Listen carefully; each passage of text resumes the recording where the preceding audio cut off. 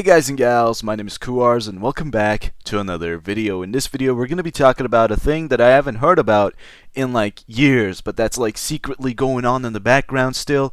Do you guys remember console wars? That's right. Oh, you got a Nintendo Wii for Christmas, you fucking pussy? How about you man up and get an Xbox 360 or maybe even a PS3? Both are acceptable. Nintendo Wii, you fucking dweeb. Yes, you guys remember that? Now, I do not consider myself an old person, right? I am very much young. I am 18. That's barely a fucking adult, right? I still feel like I'm 17 at this point, right? I still feel like a kid.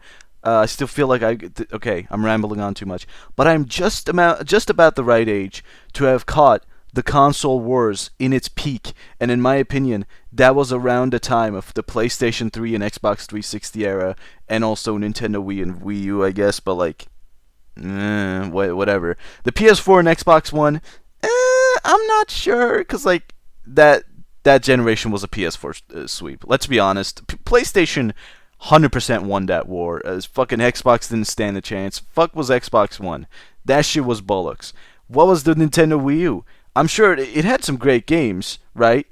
But like the PlayStation 4 was such a classic, bro. Anyway, what is more interesting than all of that is where the console wars are at now. Because now, it kind of feels like every side is at like kind of an equal podium. I'm not sure. Like, we're at a day and age where console exclusivity is kind of a thing of the past, right? Most games are available on all consoles of this generation, and the ones that are not are usually also available on PC, unless we're talking about Nintendo, of course, because they're fucking bitches. And honestly, I think that's kind of a good thing, right? I feel like everyone should be able to play everything. I think that's a nice thing that we're moving towards, and I think we should continue in that manner. But I will say, I still believe that PlayStation is winning. And look, I'm saying that as someone who owns an Xbox Series S this generation, right? That is my primary console from now on, and I'm saying that PlayStation 5 is better. But it's not like Xbox isn't putting up a fight, okay? I feel like the Xbox Series S and PlayStation 5, so I don't know why I said it like that, are kind of like equal almost, but like I feel like PlayStation 5 has enough things for me personally that make it better than the Xbox Series S and X, by the way. The things I'm about to say are not exclusive to the Series S. Like, for example, I think it might be obvious from the fact you're watching this on YouTube, but I'm kind of a content creator, and so recording and streaming tools on a console are really important to me when it comes to the console I'm playing on. And the Series S has absolutely abysmal dog shit levels of recording and streaming capabilities. I'm not gonna lie. This shit is worse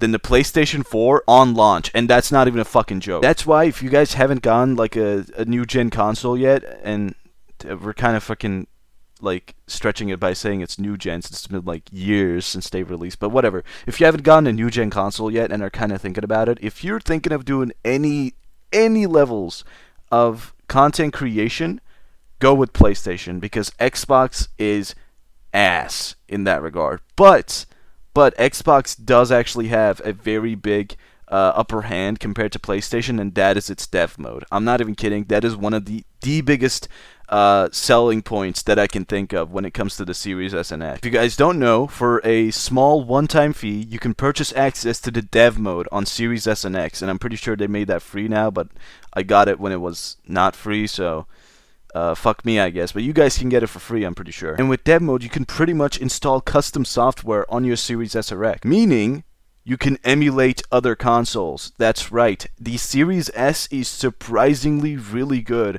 at emulation. And to get it set up, you don't even have to do that much, right? If you follow like one tutorial, you pretty much got it, right? It's done. That, and you need like a USB device. But other than that, you're pretty much done. Like you just need to put the games on there through probably illegitimate means, but we're not going to talk about that, and you're done, right? That's awesome. That is one of the coolest things I've seen on a console. Also, Xbox just has better backwards compatibility in general, right? I don't even think you can play original PS1 games on a PS5. I think you could do it with like PlayStation Plus streaming or something, but you can literally buy some Xbox games on this thing, which is awesome. And this thing is the Series S and X, which is really cool. And the Series S and X are also compatible with all of the Xbox One's library, which I mean, the PlayStation 5 is with PlayStation 4 as well, so that's not really a selling point. But Xbox Series S and X are also kind of compatible with Xbox 360 games. Not all of them, but most of them. And the ones that are not, some of them you can actually emulate through Xenia on dev mode. Isn't that fucking cool? If you guys want like a specific list of games that work on Xenia on Series S, I haven't really tried all of them, but the ones I've tried that like 100% work are Dragon Ball Raging Blast 1, not 2 for some reason. It has some graphical glitches that make it kind of impossible to play. Sonic the Hedgehog 2006, I don't know why you would want to play that, but it works. And Minecraft Xbox 360 edition. Those are the ones I tried, and they work pretty well. Other than that, though, the Xbox Series S and X can also emulate PS2 games, Wii games, GameCube games, PlayStation 1 games, a lot of fucking games. You can just play a lot of games, and that's freaking awesome. With all that being said, though, the best thing that PlayStation has for itself is actually its exclusives. Not the PS5 exclusives, there's like, what, 10? But like PlayStation exclusives as a whole, aka PS4, some PS3 games, and what little PS5 exclusives there are. Those are the things that really, I think, give PlayStation the edge in this console war. If it's still going on, obviously. Like, oh boy, every single fucking day that I play games on my Series S, I just think to myself, holy shit, I can't play Spider-Man PS4 anymore. That's like one of the biggest things of all time. That and some like other PlayStation exclusives like God of War isn't on Xbox, fucking Uncharted isn't on Xbox, and some shit like that. Like that, those things kind of get to me. And finally, one of the best PlayStation exclusives of all time that I unfortunately cannot play on Xbox. JoJo's Bizarre Adventure, Eyes of Heaven. Please bring this. Please make Eyes of Heaven R. Please. I will actually fucking buy it on the Xbox so fucking fast. That game is actually not that kind of bad, and I really want to play it a lot, like on an Xbox, 60 FPS and everything, but I fucking can't. I got a taste of the game when I was at my friend's Dennis's house. He has a PS5 and has Eyes of Heaven, and I played it there, and it was fucking awesome. I'm going to play it on my Xbox as well, but that shit isn't on there. It fucking sucks. I want to play it. You can also technically kind of play it on PC, because it was technically also released in Japan on the PS3, so with a PS3 emulator you can kind of play it, but you need an English patch and it's in 30 FPS and it sucks and I fucking hate it. I want to play it on the whatever. If you're gonna ask me, Kuars, is the biggest reason you're regretting not getting a PS5 JoJo's Bizarre Adventure, Eyes of Heaven? Kind of. Yes. Now, since we talked about the current situation of console wars a bit too much now, 7 minutes, Jesus Christ, how did I talk that much? I don't know, but you know what, let's kind of rewind back the clock. Let's look at like what the console wars were at when Nintendo was actually competitive. First of all, okay, I'm gonna kind of start when Xbox came into the play, right? Sega was already dead, okay? Dreamcast, it was a good console, did not win that console war, 100%, but like, it was cool. Then it died. Okay, Sega died, no more Sega. So we have the Nintendo GameCube, the PS2, and the Xbox. I'm pretty sure those are the three consoles that are like of that generation, if I remember correctly. And in that generation, I mean, come on, the clear winner is the PlayStation 2. That is like the most sold console of all time, and one of probably still the greatest console ever released. I'm not even kidding. That thing was an absolute entertainment powerhouse, backwards compatible with the PlayStation 1, and can play DVDs, like movies and shit. That's awesome. Like back in the day, it was legit cheaper to get a PS2 than like a DVD player or a CD player. I forgot which one. I mix up the two. On top of that, the games on PlayStation 2, oh my god, sublime, bro. Any of y'all remember that Medal of Honor game that was on that fucking console? I don't even remember which one, but I just remember I played Medal of Honor at some point while I had the PS2. Whatever, next console wars, I will say, is a lot more competitive, right? PlayStation 3 and Xbox 360, and then the Nintendo Wii. Look, I might have made fun of the Nintendo Wii at the start of this video, but I mean, it sold the most amount of copies in that generation. It really was able to cater to the casual folk, and it did it really well, right? Motion controls were, for some reason, like a fad at that time. They were just so popular. And the Wii is literally the source of that fad. That's where it came from. That's where motion controls became fucking cool. And I mean, do I need to talk about the games on the Wii, bro? Super Smash Bros. Brawl. Come on, bro. Mario Kart Wii. Come on, bro. New Super Mario Bros. Wii. Come on, bro. I haven't played a lot of other ones. But like Mario Galaxy's on there. I haven't played that one, but it's really cool, isn't it? Also backwards compatible with GameCube, so you can play Super Smash Bros. Melee on it, aka the greatest game of all time. Just kidding, it's not, but it's pretty cool. But let's just ignore Nintendo Wii. Out of the PlayStation 3 and Xbox 360, who won? Great question. I wouldn't be able to answer that because I am fucking heavily biased towards PlayStation. I'm not gonna lie, okay? I only got my 360 back in like 2019, like way after the whole 360 thing was going on, right? At that time, the Xbox One was out and it has been out for a while, and it was just a little bit before the Series S and X released, I'm pretty sure. So that time, the time of Xbox 360 was over, and that's when I got into it. So I really cannot comment on this as a person who hasn't really experienced peak Xbox, I guess. But I will say the PlayStation 3 did have Little Big Planet 2, and it also had free online play.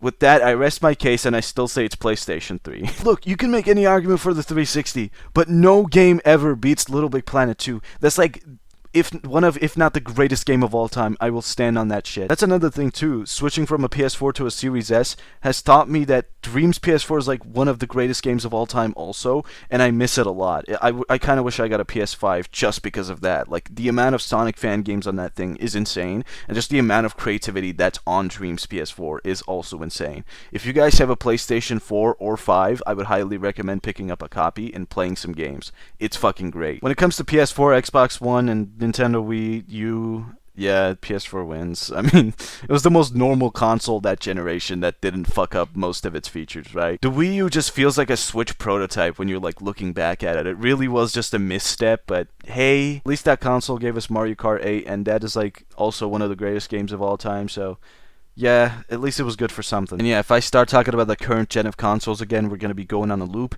And at the end of the day, someone might ask, hey, why not just get a PC?